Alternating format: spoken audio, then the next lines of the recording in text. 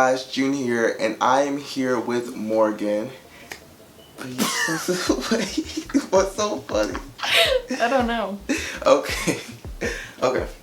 So today we are going to be talking about forensic meteorologists for a forensics project, and we're going to be talking to you guys about what they do, requirements, their salary, and their work environment. So let's get started. So, a forensic meteorologist studies the historical weather data for incidents or crimes that occurred, and then they gather their data and give it to like the company that needs it, or like the person dealing with the case, or the court, like you said. Yes. So they don't really prove what happened. They don't prove like, oh, this person's guilty or this person's innocent. All they do is just present the information to the person so that the person that has the information can determine, oh, well, this person is guilty because this shows that it was not raining or something like that. So they usually work in outdoors and indoor conditions depending on what they're doing.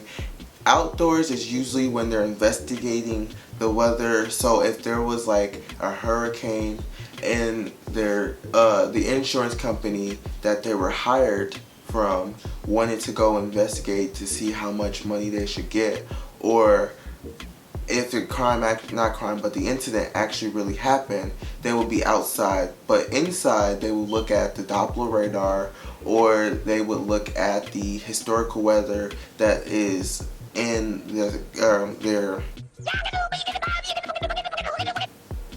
They will look at the historical weather that's in their system to see if the incident actually happened also.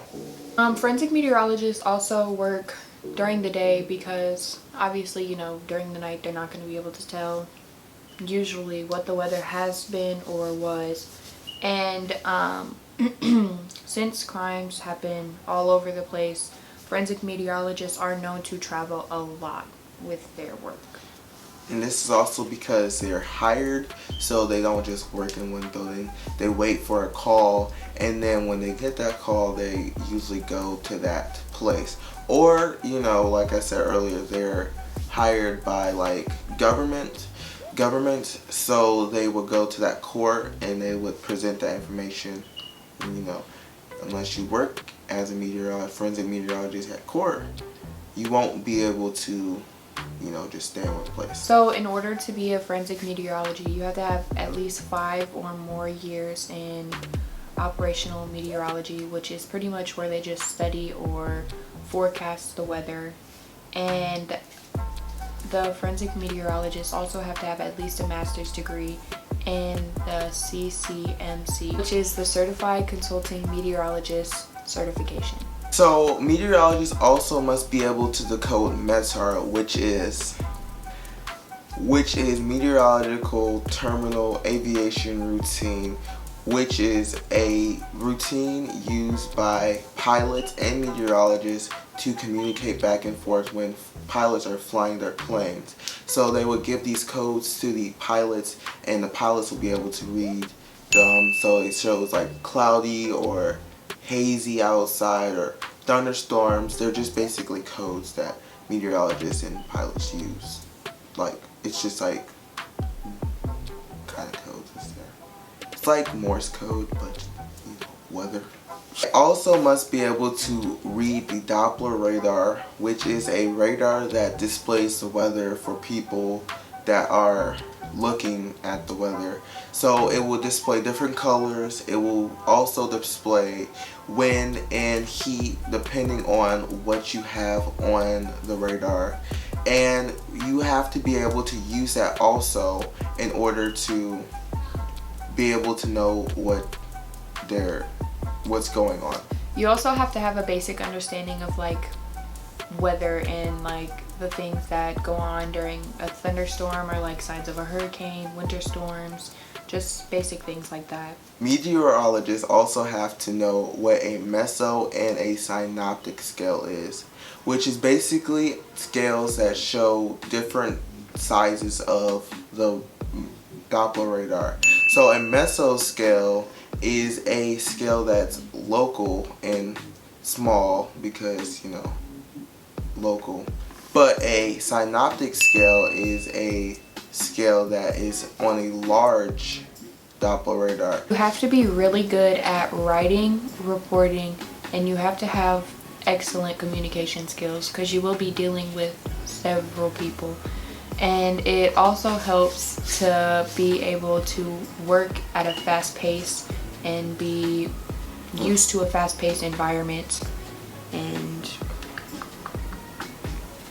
Even be very detailed and self-motivated. So a regular meteorologist makes about $94,100 annually, and if you have the requirements for forensic science, you make over $150,000 annually. PhD make about $200,000 annually. so y'all, if y'all want to become a forensic meteorologist, Look at you. y'all better hit them books. Literally. So government jobs as a forensic meteorologist pays a lot less than a private one will. Usually they pay about from $35,000 to $75,000 annually, and this is with a bachelor's of science all the way to doctorate degree. And in the next 10 years, the job market for a forensic meteorologist is outlooked to grow about 8%. So if you guys are looking into being a forensic meteorologist, there is a better chance for you getting a job later than now because it's supposed to grow. So the schools to become a meteorologist in general are listed on the screen. There are a lot of them that you can choose from, and basically if you want to become a forensic meteorologist, like I said earlier, or like Morgan said, I can't really remember, you have to be able to go back to school to get that master's degree. You know, I recommend it because, you know, monies. Get that doctorate degree, y'all. And yeah, for more information about forensic meteorology, you can click the links down below, or you can click the card up in the right corner that shows another video of a person, actually a forensic meteorologist, talking about their job. That is all, guys, for this video. If you guys liked it, give it a big thumbs up. Also, don't forget to subscribe and hit that notification bell. My social media is always in the front of the video, so you guys should be sure to check that out. And we will see you guys later. Peace. Tea time. Which is the Certified Consulting Meteorologist Certification. Oh my god, I did it again! What is it? Certification? Okay. Meteorological terminal routine. Oh, I forgot aviation. Okay. Did I say it right? Yes.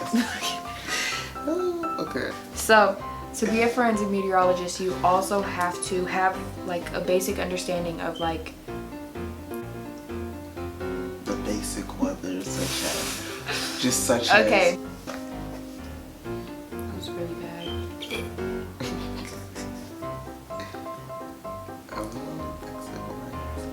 My mom is tripping. What she said? Just stupid stuff. That's the thing. She's always like.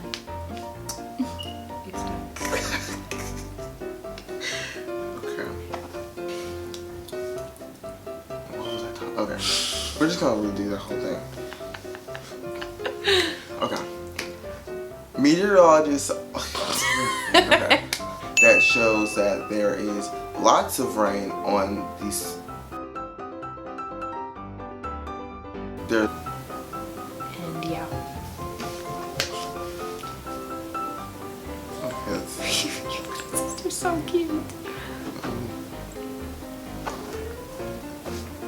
Okay.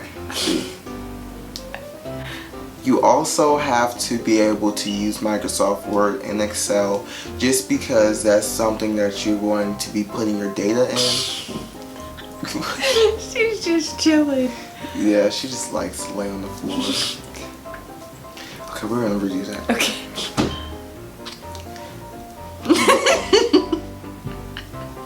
You also Okay.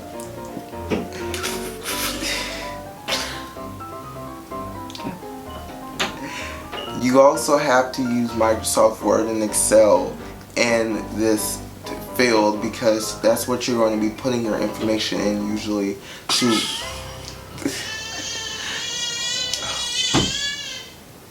Okay. I'm sorry. Let me see if it's still recording because I just be.